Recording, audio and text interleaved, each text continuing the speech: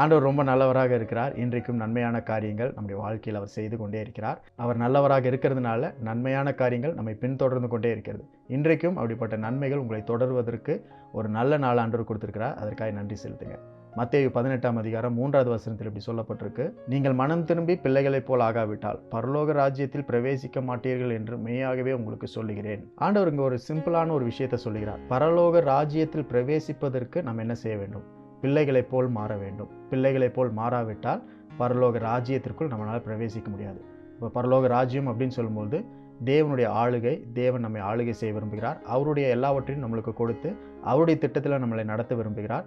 தேவனுடைய சித்தத்தின்படி நம்ம எல்லாவற்றையும் செய்யணும்னு அவர் எதிர்பார்க்கிறார்.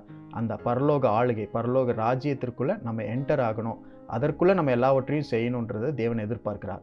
பட் அப்படி செய்வதற்கு நம்மளுக்கு ஒன்று தான் தேவை, மனம் திரும்புதல்.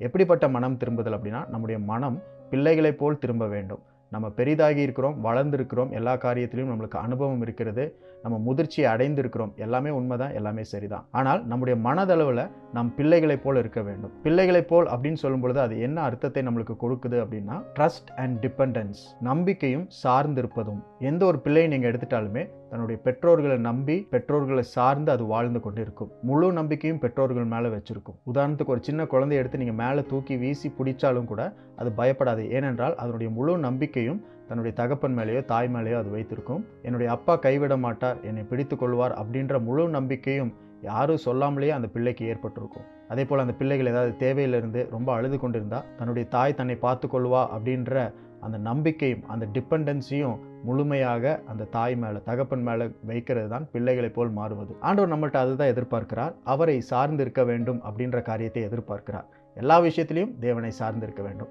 ஒருவேளை அதில் நம்மளுக்கு அனுபவம் அதிகமாக இருந்தாலுமே அதுலேயும் தேவனை நாம் சார்ந்திருக்க வேண்டும் அப்படின்னு ஆண்டவர் எதிர்பார்க்கிறார். So simplicity is the key here. Don't get entangled with complications. அநேக சிக்கல்களில் நீங்கள் சிக்கி விடாதீர்கள்.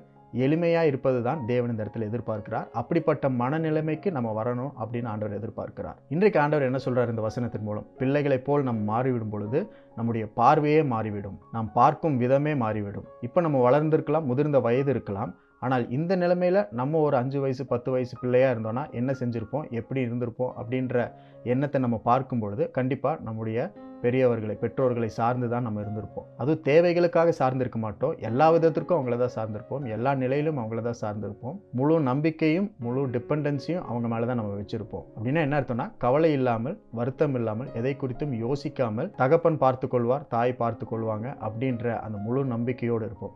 அதே போல தான் இன்றைக்கு ஆண்டவர் நம்மகிட்ட எதிர்பார்க்கிறார். எல்லாவற்றையும் தேவன் பார்த்து கொள்வார்.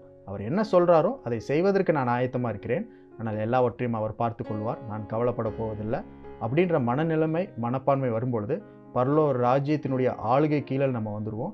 பரலோக ராஜ்யத்திற்குள்ளே இருக்கிற விசேஷமான காரியங்கள், அற்புதமான காரியங்கள், தேவன் நம்மளுக்காக வைத்திருக்கிற திட்டங்கள், நோக்கங்கள் எல்லாவற்றையும் நம்மளால் புரிந்து கொள்ள முடியும்.